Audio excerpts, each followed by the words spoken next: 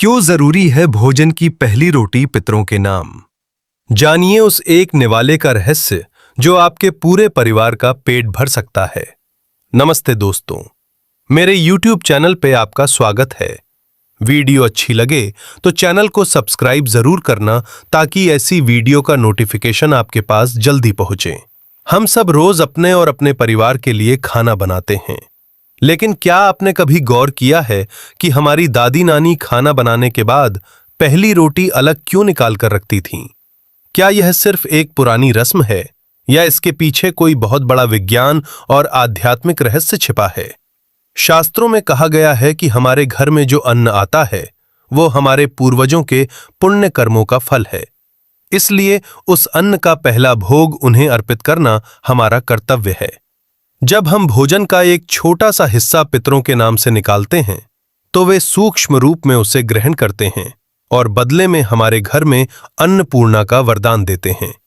चलिए समझते हैं कि यह छोटी सी परंपरा आपके जीवन में कितनी बड़ी खुशहाली ला सकती है। पितरों के नाम भोजन निकालने के पीछे के गहरे कारण।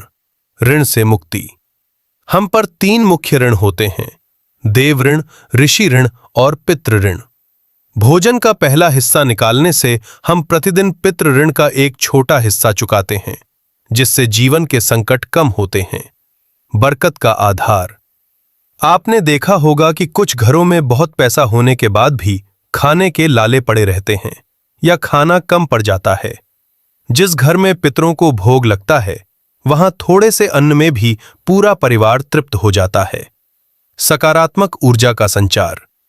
जब हम श्रद्धा से पितरों को याद करके भोजन निकालते हैं तो पूरे घर का वातावरण शुद्ध हो जाता है और भोजन करने वालों के मन में सात्विकता आती है। अदृश्य तृप्ति। पितृलोक में अन्न और जल की कमी मानी जाती है। हमारे द्वारा निकाला गया वह एक निवाला उन्हें वहां के कष्टों से मुक्ति दिलाता है और वे हमें दिल से दुआएं देते हैं। आप हमारे व्हाट्सएप चैनल में ज्वाइन हो जाइए, जिसका लिंक हमारे कमेंट बॉक्स में है। भोजन अर्पण करने का सही और सरल तरीका क्या है? पहली रोटी का नियम। रोजाना रसोई में जब पहली रोटी बने तो उसके 3 हिस्से करें। एक गाय के लिए, एक कुत्ते के लिए और एक हिस्सा पितरों के नाम से कौवे या पक्षियों के लिए निकालें। जल का अर्पण।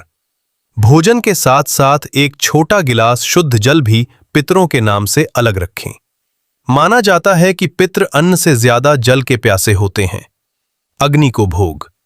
अगर आप शहर में रहते हैं और पक्षी नहीं आते तो रोटी का एक छोटा टुकड़ा आग, गैस स्टोव पर पितरों का नाम लेकर समर्पित कर सकते हैं। अग्नि उस भोग को सीधे उन तक पहुंचा देती है। भाव सबसे बड़ा।